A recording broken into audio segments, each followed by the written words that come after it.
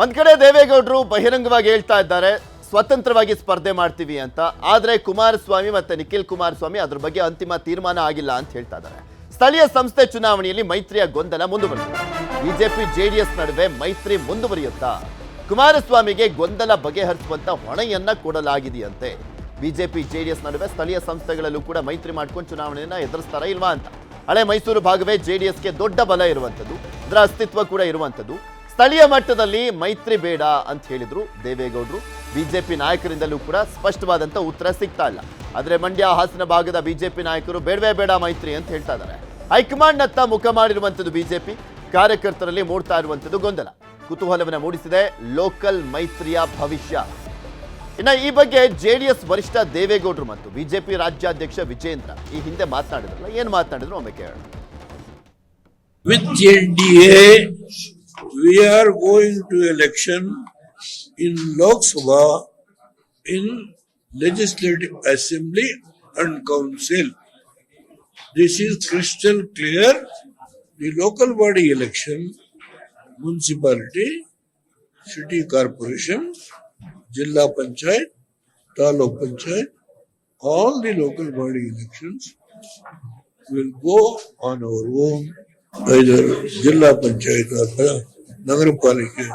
All these things will be filed on our own, and only Assembly and Parliament will go with NDA. It is crystal clear. There is no ambiguity. ರಾಜ್ಯದ ಅಧ್ಯಕ್ಷನಾಗಿ ನನ್ನ ಕಾರ್ಯಕರ್ತರಿಗೆ ಏನು ಸಂದೇಶವನ್ನು ಕೊಡಬೇಕು ಅದು ಕೊಟ್ಟಿದ್ದೇನೆ. ಅಂತಿಮ ಒಂದು ರಾಷ್ಟ್ರೀಯ ಪಕ್ಷ, ಅದ್ರ ಬಗ್ಗೆ ನಮ್ದೇನು ತಕರಾರಿಲ್ಲ. ಬಿಜೆಪಿ ಮತ್ತು ಜೆಡಿಎಸ್ ಪಕ್ಷ ಕಳೆದ ಲೋಕಸಭಾ ಚುನಾವಣೆಯಲ್ಲಿ ಒಟ್ಟಾಗಿ ಯಾವುದೇ ಒಂದು ಗೊಂದಲ ಇಲ್ಲದೇನೆ ಲೋಕಸಭಾ ಚುನಾವಣೆಯನ್ನು ಯಶಸ್ವಿಯಾಗಿ ಎದುರಿಸಿದ್ದೇವೆ. ಮಾನ್ಯ ದೇವೇಗೌಡರು ಹೇಳಿದಾಗೆ ಮುಂದಿನ ವಿಧಾನಸಭೆ ಲೋಕಸಭಾ ಚುನಾವಣೆಯನ್ನು ಒಟ್ಟಿಗೆ ಹೋಗ್ತೇವೆ ಅಂತ ಹೇಳಿದ್ರೆ ಅದು ಸ್ವಾಗತ ಮಾಡ್ತೇವೆ. ನಾವು ಪಕ್ಷದ ನಮ್ಮ ವರಿಷ್ಠರು ಏನು ತೀರ್ಮಾನ ಮಾಡ್ತಾರೆ ಅಥವಾ ಸ್ಥಳೀಯವಾಗಿ ಕಾರ್ಯಕರ್ತರು ಏನು ಅಭಿಪ್ರಾಯ ಕೊಡ್ತಾರೆ, ಅಭಿಪ್ರಾಯದ ನಂತರದ ನಮ್ಮ ಪಕ್ಷದ ವರಿಷ್ಠರು ಏನು ತೀರ್ಮಾನ ಮಾಡ್ತಾರೆ, ನಾವು ಎಲ್ಲರೂ ಕೂಡ ಅದಕ್ಕೆ ಬದ್ಧರಾಗಿರ್ತೇವೆ. ಇದ್ರ ಬಗ್ಗೆ ಮಾತನಾಡ್ತಾ ಹೋಗೋಣ. ಮೊದಲು ಇಲ್ಲಿ MP ಎಲೆಕ್ಷನ್ ಕಂಪ್ಲೀಟ್ಲಿ ಡಿಫ್ರೆಂಟ್, ಯಾಕೆಂದರೆ ಆಕಾಂಕ್ಷಿಗಳು ತುಂಬ ಕಡಿಮೆ ಇರ್ತಾರೆ. ಆದರೆ ಸ್ಥಳೀಯ ಮಟ್ಟಕ್ಕೆ ಅಂತ ಬಂದಂಥ ಸಂದರ್ಭದಲ್ಲಿ ಬೂತ್ ಮಟ್ಟದಲ್ಲೂ ಒಬ್ಬೊಬ್ಬರು ನಾಯಕರು ಇರ್ತಾರೆ. ಅವ್ರಿಗೆ ಟಿಕೆಟ್ ಮಿಸ್ ಆದರೆ ಅವ್ರು ಬೇರೆ ಕಡೆ ಹೋಗುವಂಥ ಚಾನ್ಸಸ್ ಇರುತ್ತೆ. ಹಾಗೆ ಒಂದು ಪ್ರಾದೇಶಿಕ ಪಕ್ಷ ಅಂತ ಬಂದಂಥ ಸಂದರ್ಭದಲ್ಲಿ ಅದರ ಅಸ್ತಿತ್ವ ಏನು, ಅದರ ಶಕ್ತಿ ಏನು ಅಂತ ಗೊತ್ತಾಗಬೇಕು. ಸ್ಥಳೀಯ ಮಟ್ಟದಲ್ಲಿ ನಮ್ಮ ಪಕ್ಷ ಎಷ್ಟು ಮಟ್ಟಿಗೆ ಗಟ್ಟಿಯಾಗಿದೆ ಅಂತ ಗೊತ್ತಾಗಬೇಕು ಅಂದರೆ ಸ್ಪರ್ಧೆ ಮಾಡಲೇಬೇಕಾಗತ್ತೆ. ಮೈತ್ರಿ ಅಂತ ಬಂದಂಥ ಸಂದರ್ಭದಲ್ಲಿ ಆ ಪಕ್ಷಕ್ಕೆ ದೊಡ್ಡ ಹೊಡೆತ ಬೀಳೋದ್ರಲ್ಲಿ ನೋ ಡೌಟ್. ಹೇಗೆ ನೋಡ್ಬೋದು ಈ ಮೈತ್ರಿನ?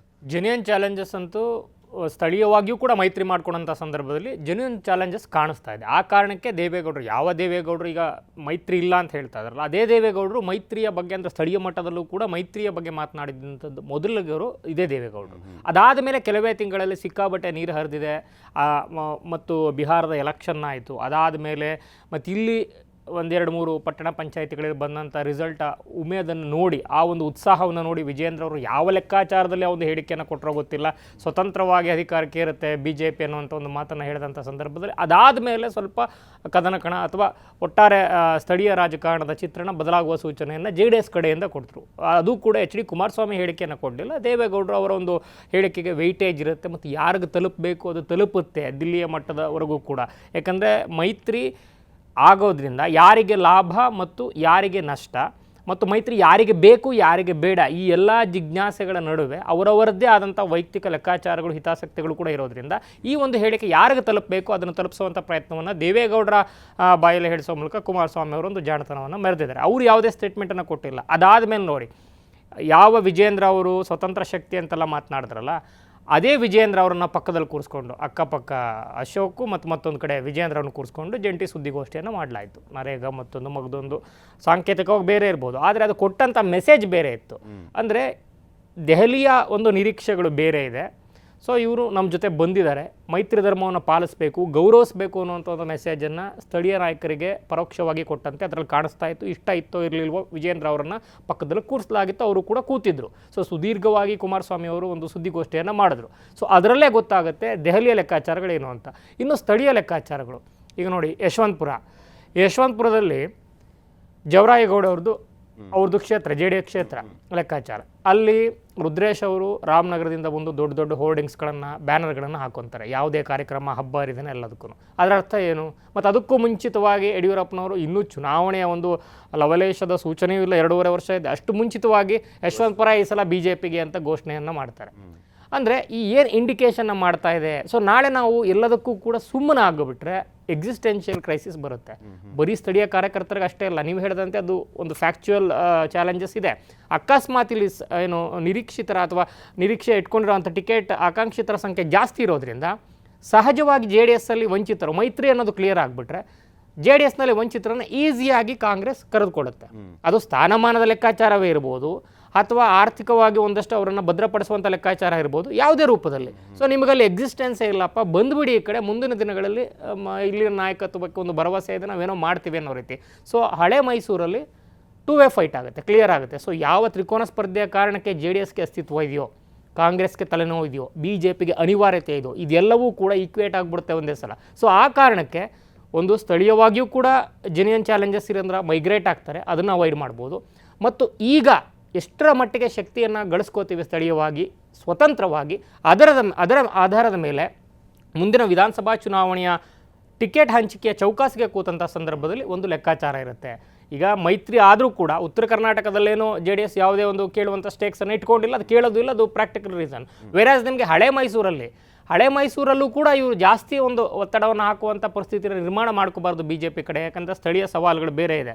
ಪ್ರೀತಮ್ ಗೌಡ ಅಂತವರು ಅಥವಾ ಇಲ್ಲಿ ಸುಮಲತಾ ಅಂತವರು, ಹಲವಾರು ಅವರ ಒಂದು ಏನು ಡೀಪ್ ರೂಟೆಡ್ ಏನು ಕಾರ್ಯಕರ್ತರು ಯಾರಿದ್ದಾರೆ ಅಂಥ ಏನು ಕ್ಯಾಪಿಟಲ್ಗಳಲ್ಲೇ, ಪೊಲಿಟಿಕಲ್ ಕ್ಯಾಪಿಟಲ್ಗಳಲ್ಲೇ ಸಹಜವಾಗಿ ಚಾಲೆಂಜಸ್ ಬರುತ್ತೆ ಮುಂದಿನ ವಿಧಾನಸಭಾ ಚುನಾವಣೆಯ ಹಂತದಲ್ಲಿ ಅನ್ನೋ ಕಾರಣಕ್ಕೆ ಈಗಿನಿಂದಲೇ ಸ್ಥಳೀಯ ಮಟ್ಟದಲ್ಲಿ ಒಂದಷ್ಟು ಭದ್ರವನ್ನು ಮಾಡಿಕೊಳ್ಳೋಣ. ಮತ್ತು ಈ ಮೆಸೇಜನ್ನು ಕೊಡೋದ್ರ ಮೂಲಕ ಮೈತ್ರಿ ಆದರೂ ಕೂಡ ನಮ್ಮ ಒಂದು ನಿರೀಕ್ಷೆಗೆ ತಕ್ಕಂತೆ ಅಥವಾ ನಮ್ಮ ಅನುಕೂಲಕ್ಕೆ ತಕ್ಕಂತೆ, ನಮ್ಮ ಆದ್ಯತೆ ಪ್ರಾತಿನಿಧ್ಯತೆಗಳಿಗೆ ತಕ್ಕಂತೆ ಅನ್ನುವಂಥ ಒಂದು ಮೆಸೇಜನ್ನು ಕೊಡೋದ್ರ ಮೂಲಕ ಸ್ಥಳೀಯವಾಗೇ ಚೌಕಾಶಿಯನ್ನು ಶುರು ಮಾಡಿ ವಿಧಾನಸೌಧದವರೆಗೂ ಕೂಡ ಅದನ್ನು ತಗೊಂಡು ಹೋಗಬೇಕು ಅನ್ನೋ ಒಂದು ಲೆಕ್ಕಾಚಾರ, ಸ್ಟ್ರಾಟಜಿ, ಕ್ಯಾಲ್ಕುಲೇಟೆಡ್ ಸ್ಟ್ರಾಟಜಿ ಇದರಲ್ಲಿ ಕಾಣಿಸ್ತಾ ಇದೆ. ಈ ಮೂಲಕ ಸ್ಥಳೀಯ ನಾಯಕತ್ವಕ್ಕೆ ಅವಶ್ಯಕತೆ ಇದೆಯೋ ಇಲ್ವೋ, ಆದರೆ ದೆಹಲಿಯ ನಾಯಕತ್ವಕ್ಕೆ ಏನು ಬೇಕಿದೆ ಅದನ್ನು ನಾವು ಕೊಡ್ಲಿಕ್ಕೆ ಸಿದ್ಧ ಇದ್ದೀವಿ. ಆದರೆ ಅದಕ್ಕೆ ಪೂರಕವಾಗಿ ನಿಮ್ಮಿಂದ ನಮಗೆ ಬೇಕಾಗಿರುವಂಥದ್ದು ರಾಜಕೀಯ ಮರ್ಯಾದೆ, ಅಸ್ತಿತ್ವದ ಮರ್ಯಾದೆ ಮತ್ತು ಹೊಂದಾಣಿಕೆಯ ಮರ್ಯಾದೆ. ಈ ಒಂದು ಲೆಕ್ಕಾಚಾರವನ್ನು, ಸಂದೇಶವನ್ನು JDS ಈ ಒಂದು ಸ್ಟೇಟಸ್ ಕೋ ಮೂಲಕ ಕೊಟ್ಟಂತೆ ಕಾಣಿಸ್ತಾ ಇದೆ.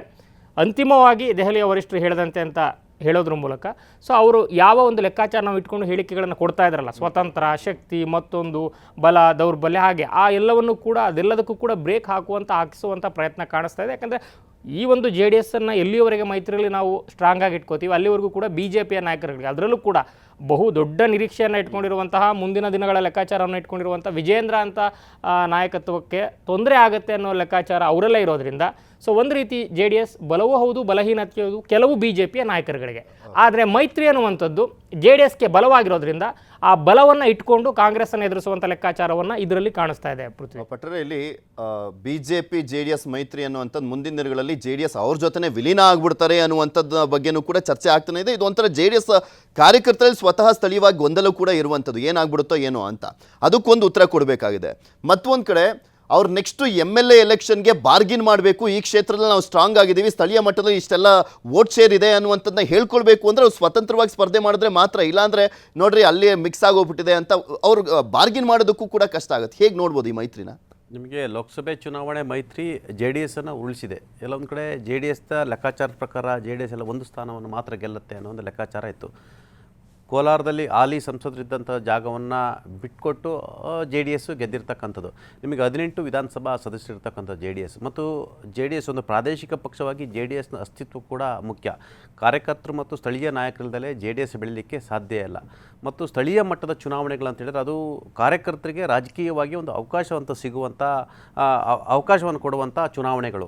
ಹಾಗಾಗಿ JDS ಎಲ್ಲಿ ಸ್ಟ್ರಾಂಗ್ ಇದೆ ಅದು ಹಳೆ ಮೈಸೂರು ಭಾಗ ಮೇಜರ್ ಆಗಿ ಸ್ಟ್ರಾಂಗ್ ಇರ್ತಕ್ಕಂಥ. ಉತ್ತರ ಕರ್ನಾಟಕದ ಕೆಲವು ವಿಧಾನಸಭಾ ಕ್ಷೇತ್ರಗಳಲ್ಲಿ ಕೂಡ JDS ಸ್ಟ್ರಾಂಗ್ ಇರ್ತಕ್ಕಂಥದ್ದು. ಇನ್ನು ಹಳೆ ಮೈಸೂರು ಭಾಗ ಅಂದರೆ ಮಂಡ್ಯ ಮತ್ತು ಬೆಂಗಳೂರು ರೂರಲ್ಲು, ಮೈಸೂರು, ಹಾಸನ, ಚಿಕ್ಕಮಗಳೂರು ಒಂದಷ್ಟು, ಅದು ಬಿಟ್ಟರೆ ಕೋಲಾರ, ಚಿಕ್ಕಬಳ್ಳಾಪುರ ಮತ್ತು ರೂರಲ್ ಏರಿಯಾದಲ್ಲಿ JDS ಇವತ್ತು ಕೂಡ ಸ್ಟ್ರಾಂಗ್ ಇರ್ತಕ್ಕಂಥದ್ದು. ಈ ಮೈತ್ರಿ ಒಂದು ವೇಳೆ JDS ಮತ್ತು BJP ಪೂರ್ಣ ಪ್ರಮಾಣದ ಮೈತ್ರಿಯನ್ನು ಮಾಡಿಕೊಂಡ್ರೆ 18 ಕ್ಷೇತ್ರಗಳನ್ನು ಹೊರತುಪಡಿಸಿ ಉಳಿದ ಕ್ಷೇತ್ರಗಳಲ್ಲಿ ಹೆಚ್ಚು ಬಾರ್ಗೇನ್ ಮಾಡಲಿಕ್ಕೆ ಸಾಧ್ಯ ಇಲ್ಲ. ನಿಮಗೆ ಸ್ಥಳೀಯ ಮಟ್ಟದ ನಾಯಕ ಪಾರ್ಟಿಯನ್ನು ಕಟ್ಟಿರ್ತಾನೆ ಮತ್ತು ಪಕ್ಷಕ್ಕಾಗಿ ಹೋರಾಟವನ್ನು ಮಾಡಿರ್ತಾನೆ. ಪಕ್ಷಕ್ಕಾಗಿ ಹೋರಾಟ ಮಾಡಿದಂಥವನಿಗೆ ಸ್ಥಳೀಯ ಸಂಸ್ಥೆಗಳ ಚುನಾವಣೆಗೆ ಅವಕಾಶ ಸಿಗಲಿಲ್ಲ ಅಂತ ಹೇಳಿದರೆ ಆತ ರಾಜಕೀಯವಾಗಿ ಸತ್ತೋದಂಗೆ, ರಾಜಕೀಯವಾಗಿ ಮುಳುಗೋದಂಗೆ. ಇದರಿಂದ ಏನಾಗುತ್ತದೆ, ಆತ ಪಕ್ಷವನ್ನು ಬಿಟ್ಟು ಹೋಗೋ ಚಾನ್ಸಸ್ ಇರುತ್ತೆ. ಈಗ ಅವಕಾಶ ಸಿಗಲಿಲ್ಲ ಅಂತ ಆತ ಅನಿವಾರ್ಯವಾಗಿ ಎಲ್ಲಿ ಹೋಗ್ತಾರೆ, ಇಲ್ಲ BJP ಸೇರಬೇಕು, ಇಲ್ಲ ಕಾಂಗ್ರೆಸ್ ಸೇರಬೇಕು. ಇದು ಎಲ್ಲ ಒಂದು ಕಡೆ ಈ ಮೈತ್ರಿ ಗೊಂದಲ ಕಾರಣಕ್ಕಾಗಿ ದೇವೇಗೌಡರು ದೂರದೃಷ್ಟಿಯ ಕಾರಣಕ್ಕಾಗಿ ನಮ್ಮ ಪಕ್ಷ ಎಲ್ಲಿ ಬಲಾಢ್ಯವಾಗಿದೆ, ಹಳೆ ಮೈಸೂರು ಭಾಗ ಮತ್ತು ಎಲ್ಲೆಲ್ಲಿ ಬಲಾಢ್ಯವಾಗಿದೆ ಅಲ್ಲಿ ನಾವು ಏಕಾಂಗಿಯಾಗಿ ಸ್ಪರ್ಧೆಯನ್ನು ಮಾಡ್ತೀವಿ ಅನ್ನೋ ಮುಖಾಂತರ ಕಾರ್ಯಕರ್ತರು ಮತ್ತು ನಾಯಕರ ಭವಿಷ್ಯದ ರಾಜಕಾರಣದ ದೃಷ್ಟಿಯಿಂದ ದೇವೇಗೌಡರು ದೂರದೃಷ್ಟಿಯಾಗಿ ಈ ಯೋಚನೆಯನ್ನು ಮಾಡಿರ್ತಕ್ಕಂಥದ್ದು. ಎಸ್, ಅಫ್ಕೋರ್ಸ್ ಇದು ಅತಿ ಹೆಚ್ಚು ಲಾಭ ಯಾರಿಗೆ, BJP ಯಾಕೆ ಆತಂಕ ಅಂತ ಹೇಳಿದರೆ, ಒಂದು ವೇಳೆ ಮೈತ್ರಿ ಆಗಲೇ ಸ್ಥಳೀಯ ಸಂಸ್ಥೆಗಳಿಗೆ JDS ಬಲಿಷ್ಠ ಇರೋ ಪ್ರದೇಶಗಳಲ್ಲಿ, ಸ್ಥಳಗಳಲ್ಲಿ, ತಾಲೂಕುಗಳಲ್ಲಿ, ಜಿಲ್ಲೆಗಳಲ್ಲಿ ಏಕಾಂಗಿ ಸ್ಪರ್ಧೆ ಮಾಡಿದರೆ ಇದು ಪರೋಕ್ಷವಾಗಿ ಕಾಂಗ್ರೆಸ್ಗೆ ಲಾಭ ಆಗುತ್ತೆ ಅನ್ಬೋದು ಅವರ ಲೆಕ್ಕಾಚಾರ ಆಗಿರ್ತಕ್ಕಂಥದ್ದು. ಯಾಕಂತ ಹೇಳಿದ್ರೆ BJP ಮತ್ತು ಕಾಂಗ್ರೆಸ್ JDS ಈಗ 3 ಜನರು ಎಲೆಕ್ಷನ್ ನಿಲ್ಲೋದ್ರಿಂದ JDSನ ಕ್ಯಾಂಡಿಡೇಟ್ ಆದಂಥವರು ಆತ ಗೆಲ್ಲಲಿಕ್ಕೆ ಏನು ಬೇಕೋ ಆ ಪ್ರಯತ್ನವನ್ನು ಮಾಡೇ ಮಾಡ್ತಾನೆ. ಆ ಸಂದರ್ಭದಲ್ಲಿ ನಿಮಗೆ ಓಟು ಡಿವೈಡ್ ಆಗುತ್ತೆ. ಓಟು ಡಿವೈಡ್ ಆದ ಸಂದರ್ಭದಲ್ಲಿ ಕಾಂಗ್ರೆಸ್ಗಿದು ಲೆಕ್ಕಾಚಾರದ ಅನುಕೂಲ ಅನ್ನೋದು ಕಾಂಗ್ರೆಸ್ನ ಲೆಕ್ಕಾಚಾರ ಆಗಿರ್ತಕ್ಕಂಥದ್ದು ಮತ್ತು ಭಾರತೀಯ ಜನತಾ ಪಕ್ಷದ ಲೆಕ್ಕಾಚಾರ ಆಗಿರ್ತಕ್ಕಂಥದ್ದು. ಇದೇ ಕಾರಣಕ್ಕಾಗಿ BJP ಇಲ್ಲ ಇಲ್ಲೂ ಕೂಡ ಸ್ಥಳೀಯ ಸಂಸ್ಥೆಗಳಲ್ಲೂ ಕೂಡ ನಾವು ಮೈತ್ರಿಯನ್ನು ಮಾಡ್ಕೊಳ್ಬೇಕಂತೇಳಿ ಒತ್ತಡ ಮತ್ತು ಒತ್ತಾಯವನ್ನು ಮಾಡ್ತಿರ್ತಕ್ಕಂಥದ್ದು. ಎಸ್, ಅಫ್ಕೋರ್ಸ್ ಇದೇ ಕಾರಣಕ್ಕಾಗಿ ಸ್ಥಳೀಯ ಸಂಸ್ಥೆಗಳು, ತಾಲೂಕು ಪಂಚಾಯತಿ, ಜಿಲ್ಲಾ ಪಂಚಾಯತಿ, ನಗರ ಪಾಲಿಕೆಗಳು, ಪಟ್ಟಣ ಪಂಚಾಯತಿ, ಪುರಸಭೆ, ಇಲ್ಲಿ ಬಹುತೇಕ JDS ಎಲ್ಲಿ ಸ್ಟ್ರಾಂಗ್ ಇಲ್ಲ ಅಲ್ಲಿ BJP ಜೊತೆ ಕೈ ಜೋಡಿಸೋ ಸಾಧ್ಯತೆ ಬಹುತೇಕ ನಿಚ್ಚಳ ಆಗಿರ್ತಕ್ಕಂಥದ್ದು. ಆದರೆ ಬೆಂಗಳೂರು ಗ್ರೇಟರ್ ಬೆಂಗಳೂರು ಅಥಾರಿಟಿ ಬೆಂಗಳೂರು ಚುನಾವಣೆ ವಿಚಾರದಲ್ಲಿ ಕುಮಾರಸ್ವಾಮಿಯವರು ಈಗಾಗಲೇ ಸುಳಿವನ್ನು ಕೊಟ್ಟಿರ್ತಕ್ಕಂಥದ್ದು, ನಾವು BJP ಜೊತೆ ಮೈತ್ರಿಯನ್ನು ಮಾಡ್ಕೊಳ್ತೀವಿ ಅಂತೇಳಿ. ಯಾಕಂತ ಹೇಳಿದ್ರೆ ಈಗಾಗಲೇ 5 ಪಾಲಿಕೆಗಳಾಗಿ ಬೆಂಗಳೂರು ವಿಂಗಡಣೆ ಆಗಿರ್ತಕ್ಕಂಥ JDS ಕೆಲವೇ ಕ್ಷೇತ್ರಗಳೇ ಒಂದಷ್ಟು ಶಕ್ತಿ ಇರ್ತಕ್ಕಂಥದ್ದು. ನಿಮಗೆ RR ನಗರದಲ್ಲಿ ಒಂದಷ್ಟು ಶಕ್ತಿ ಇರ್ತಕ್ಕಂಥದ್ದು ಮತ್ತು ಯಶವಂತಪುರದಲ್ಲಿ JDS ನೆಲೆ ಇರ್ತಕ್ಕಂಥದ್ದು, ದಾಸರಳ್ಳಿಯಲ್ಲಿ JDS ನೆಲೆ ಇರ್ತಕ್ಕಂಥದ್ದು. ಹೀಗೆ ಕೆಲವೇ ವಿಧಾನಸಭಾ ಕ್ಷೇತ್ರಗಳಲ್ಲಿ JDS ತನ್ನದೇ ಆದ ವೋಟ್ ಬ್ಯಾಂಕನ್ನು ಇಟ್ಕೊಂಡಿರ್ತಕ್ಕಂಥದ್ದು. ಹಾಗಾಗಿ ಗ್ರೇಟರ್ ಬೆಂಗಳೂರು ಅಥಾರಿಟಿಯಲ್ಲಿ JDS ಭಾರತೀಯ ಜನತಾ ಪಕ್ಷ ಜೊತೆ ಮೈತ್ರಿಯನ್ನು ಮಾಡಿಕೊಂಡ್ರೆ ಅದು ಹೆಚ್ಚು ಲಾಭ ಆಗ್ತಕ್ಕಂಥದ್ದು ಅದು JDSಗೆ ಆಗಿರ್ತಕ್ಕಂಥದ್ದು. ಹಾಗಾಗಿ JDS ಈಗಾಗಲೇ ಕುಮಾರಸ್ವಾಮಿ ಅನೌನ್ಸನ್ನು ಮಾಡಿರ್ತಕ್ಕಂಥದ್ದು. ಈಗ ದೇವೇಗೌಡರು ಹೇಳಿಕೆಯನ್ನು ಕೊಟ್ಟ ಮೇಲೆ ದೇವೇಗೌಡರು ಹಾಕಿದ ಗೆರೆಯನ್ನು, ದೇವೇಗೌಡರ ನಿರ್ಧಾರವನ್ನು ಕುಮಾರಸ್ವಾಮಿ ಮತ್ತು ನಿಖಿಲ್ ಕುಮಾರಸ್ವಾಮಿ ಪ್ರಶ್ನೆ ಮಾಡಲಿಕ್ಕೆ ಸಾಧ್ಯನಾ ಅಂತ ಒಂದು ಪ್ರಶ್ನೆ ಒಡಮೂಡ್ತಕ್ಕಂಥದ್ದು. ಆ ಮುಖಾಂತರ JDS ಬಲ ಇರ್ತಕ್ಕಂಥ ಸ್ಥಳಗಳಲ್ಲಿ BJP ಜೊತೆ ಮೈತ್ರಿ ಮಾಡಿದರೆ ಎಲ್ಲೊಂದು ಕಡೆ ಕಾರ್ಯಕರ್ತರು ಮತ್ತು ಸ್ಥಳೀಯ ಮಟ್ಟದ ನಾಯಕರನ್ನ JDS ಕಟ್ಟಿ ಬೆಳೆಸಿದಂಥ JDSಗಾಗಿ ಹೋರಾಟ ಮಾಡಿದಂಥ ನಾಯಕರನ್ನ ರಾಜಕೀಯವಾಗಿ ಅವ್ರನ್ನ ಮುಗಿಸಿದಂಥ ಆಗುವ ಲೆಕ್ಕಾಚಾರ ಆಗಿರ್ತಕ್ಕಂಥದ್ದು. ಹಾಗಾಗಿ JDS ಕೂಡ ಸ್ಥಳೀಯ ಮಟ್ಟದ ಚುನಾವಣೆಗಳಲ್ಲಿ ತನ್ನ ಕಾರ್ಯಕರ್ತರು, ತನ್ನ ನಾಯಕರು ಮತ್ತು ಎರಡನೇ ಹಂತದ ನಾಯಕರು ಪಕ್ಷದ ಉಳಿವಿಗಾಗಿ ಅನಿವಾರ್ಯವಾಗಿ ಸ್ಥಳೀಯ ಮಟ್ಟದ ಚುನಾವಣೆಯನ್ನು ಮೈತ್ರಿಗೆ ತಯಾರಿಲ್ಲ ಅಂತ ಹೇಳಿರ್ತಕ್ಕಂಥದ್ದು. ಸ್ಪಷ್ಟವಾಗಿ ದೇವೇಗೌಡರು ಹೇಳಿದ್ರು, ನಮ್ಮ ಮೈತ್ರಿ ಏನಿದ್ರು ಲೋಕಸಭೆ ಚುನಾವಣೆ ಮತ್ತು ವಿಧಾನಸಭೆ ಚುನಾವಣೆಗೆ, ಆದರೆ ಸ್ಥಳೀಯ ಮಟ್ಟದ ಚುನಾವಣೆಗೆ ನಾವು ಮೈತ್ರಿಯನ್ನು ಮಾಡ್ಕೊಳ್ಳಲ್ಲ ಎಂಬ ಮಾತನ್ನು ಕೂಡ ಹೇಳಿರ್ತಕ್ಕಂಥದ್ದು. ಆ ಮುಖಾಂತರ ಎಲ್ಲ ಒಂದು ಕಡೆಗೆ ಆಕಾಂಕ್ಷಿಗಳು ಬಹಳಷ್ಟು ಜನ ಇರ್ತಕ್ಕಂಥದ್ದು. ಎಲ್ಲ ಒಂದು ಕಡೆ ಪ್ರಬಲ ಆಕಾಂಕ್ಷಿ JDS ಇರ್ತಾನೆ, ಆ ಕ್ಷೇತ್ರ ಭಾರತೀಯ ಜನತಾ ಪಕ್ಷದ ಕ್ಷೇತ್ರ ಆಗಿರುತ್ತೆ. ಆ ಸಂದರ್ಭದಲ್ಲಿ ಎಲ್ಲ ಒಂದು ಕಡೆ ಪ್ರಬಲ ಆಕಾಂಕ್ಷಿ ಗೆಲ್ಲುವ ಚಾನ್ಸಸ್ ಇರ್ತಕ್ಕಂಥ JDSನ ಒಬ್ಬ ಅಭ್ಯರ್ಥಿ ಕ್ಷೇತ್ರದಲ್ಲಿ ಅಲ್ಲಿ BJP ಅಭ್ಯರ್ಥಿ ಟಿಕೆಟ್ ಕೊಟ್ಟರೆ ಅನಿವಾರ್ಯವಾಗಿ ಆತ ಆ ಲೀಡರ್ ಮುಗ್ದೋದಂಗೆ. ಆತ ಪಕ್ಷ ಯಾಕೆ ಕಟ್ತಾನೆ? ಆತನಿಗೆ ಚುನಾವಣಾ ರಾಜಕೀಯ ಅನ್ನೋದೇ ಅಲ್ಲಿ ಸ್ಥಳೀಯ ಮಟ್ಟದಲ್ಲಿ ಅವನು ಬೆಳೀಲಿಕ್ಕೆ ಅವಕಾಶ ಇರ್ತಕ್ಕಂಥದ್ದು. ಆತನಿಗೆ ಚುನಾವಣೆಯಲ್ಲಿ ಟಿಕೆಟೇ ಸಿಗಲಿಲ್ಲ ಅಂತ ಹೇಳಿದ್ರೆ ಅವನು ರಾಜಕೀಯ ಮುಗ್ದೋದ ಸಂದರ್ಭದಲ್ಲಿ ಆತ ಅನಿವಾರ್ಯವಾಗಿ ಏನು ಮಾಡ್ತಾನೆ, ತನ್ನ ರಾಜಕೀಯ ಆಯ್ಕೆಯನ್ನು ಹುಡುಕ್ತಾ ಹೋಗ್ತಾನೆ. ಆ ಮುಖಾಂತರ ತನ್ನ ರಾಜಕೀಯ ಮೊದಲ ಆಯ್ಕೆ ಅದು ಕಾಂಗ್ರೆಸ್ ಆಗಿರುತ್ತೆ ಅಥವಾ ಪಕ್ಷೇತರರಾಗಿ ನಿಲ್ತಾನೆ. ಆ ಮುಖಾಂತರ ತನ್ನ ರಾಜಕೀಯ ಬೆಳವಣಿಗೆಯನ್ನು ನೋಡಲಿಕ್ಕೆ ಇಷ್ಟಪಡ್ತಾನೆ. ಹಾಗಾಗಿ ಒಂದು ವೇಳೆ JDS ಪ್ರಬಲ ಕಡೆಯಲ್ಲಿ ಮೈತ್ರಿಯನ್ನು ಮಾಡ್ಕೊಳ್ಳಿಲ್ಲ. BJP ನಾಯಕರು ಹೇಳಿದಾರಲ್ಲ, ನಾವು ಸಪರೇಟ್ ಆಗಿ ಸ್ಪರ್ಧೆ ಮಾಡ್ತೀವಿ, JDS ಜೊತೆ ಹೊಂದಾಣಿಕೆ ಬೇಡ ಅಂದ್ಬಿಟ್ಟು ನಾವು ಅಭಿಪ್ರಾಯ ವ್ಯಕ್ತಪಡಿಸಿದ್ದೀವಿ ಅಂತ ಹೇಳಿದ್ದಾರೆ. ಅದು ಒಂಥರ ಹೊಡ್ತಾನೆ ಅಲ್ವಾ? ಖಂಡಿತ ನಿಮಗೆ ಹೊಡ್ತಾ ಆದರೆ ನೀವು ಮಂಡ್ಯದಲ್ಲಿ ಮೈತ್ರಿ ಆದರೆ ಮಂಡ್ಯದಲ್ಲಿ ಅದು JDSನ ಭದ್ರಕೋಟೆ ಆಗಿರ್ತಕ್ಕಂಥದ್ದು. ನೀವು ಭಾರತೀಯ ಜನತಾ ಪಕ್ಷಕ್ಕೆ ದಿನ ಕಳೆದಂತೆ ಅಲ್ಲಿ ಹೆಜ್ಜೆ ಗುರುತುಗಳನ್ನು ಹೆಚ್ಚು ಮಾಡಲಿಕ್ಕೆ ಸಾಧ್ಯ ಆಗುವಂಥದ್ದು. ನಿಮಗೆ ಗಮನಿಸಿ, ಕಳೆದ ಅಲ್ಲಿ ಗಣೇಶನ ಗಲಾಟೆ ಆದ ಸಂದರ್ಭದಲ್ಲೂ ಕೂಡ BJP ಯಾವ ರೀತಿ ಟೇಕ್ ಓವರ್ ಮಾಡ್ತು ಮತ್ತು JDSನ ಭದ್ರಕೋಟೆಯಲ್ಲಿ JDS BJP ಜೊತೆ ಸೇರಿಕೊಂಡು ಪ್ರತಿಭಟನೆ ಮಾಡತಕ್ಕಂಥ ಅನಿವಾರ್ಯ ಸ್ಥಿತಿ ನಿರ್ಮಾಣ ಆಯಿತು. JDSನ ಪ್ರಬಲ ಭದ್ರಕೋಟೆ ಮತ್ತು ಒಕ್ಕಲಿಗ ಮತಗಳು ಅತಿ ಹೆಚ್ಚು ಇರ್ತಕ್ಕಂಥ ಜಿಲ್ಲೆ ಮಂಡ್ಯ ಅಂತ ಜಿಲ್ಲೆಯಲ್ಲಿ ನಿಮಗೆ BJPಗೆ ಜೊತೆ ಮೈತ್ರಿ ಮಾಡ್ಕೊಂಡು ಹೋದರೆ ಅಲ್ಲಿ JDSನ ಅನೇಕ ಕಾರ್ಯಕರ್ತರ ನಾಯಕರುಗಳು ಎಲ್ಲಿ ಹೋಗ್ತಾರೆ, ಒಂದು ಸೆಕೆಂಡ್ ಅದು ಕಾಂಗ್ರೆಸ್ಗೆ ಹೋಗಬೇಕಾಗುತ್ತೆ. ಆ ಮುಖಾಂತರ JDS ತನ್ನ ಕಾರ್ಯಕರ್ತನ ಕಳೆದುಕೊಳ್ಳುವ ಆತಂಕ ಎದುರಾಗತಕ್ಕಂಥದ್ದು. ಎಸ್, ಅಫ್ಕೋರ್ಸ್ JDS ಎಲ್ಲಿ ಗಟ್ಟಿ ಇದೆ, JDS ಎಲ್ಲಿ ಪ್ರಬಲವಾಗಿದೆ, ಎಲ್ಲಿ ಪ್ರಾಬಲ್ಯವಾಗಿದೆ ಅಲ್ಲಿ JDS ಏಕಾಂಗಿ ನಿಲ್ಲುವ ಮುಖಾಂತರ ಕಾರ್ಯಕರ್ತರ ಮತ್ತು ನಾಯಕರ ಹಿತಾಸಕ್ತಿಯನ್ನು ಕಾಪಾಡಿದಂತಾಗುತ್ತೆ ಎಂಬ ಲೆಕ್ಕಾಚಾರದಲ್ಲಿ ದೇವೇಗೌಡರು ದೂರದೃಷ್ಟಿಯ ಕಾರಣಕ್ಕಾಗಿ ಈ ಒಂದು ಮಾತನ್ನು ಹೇಳಿರುವಂಥದ್ದು.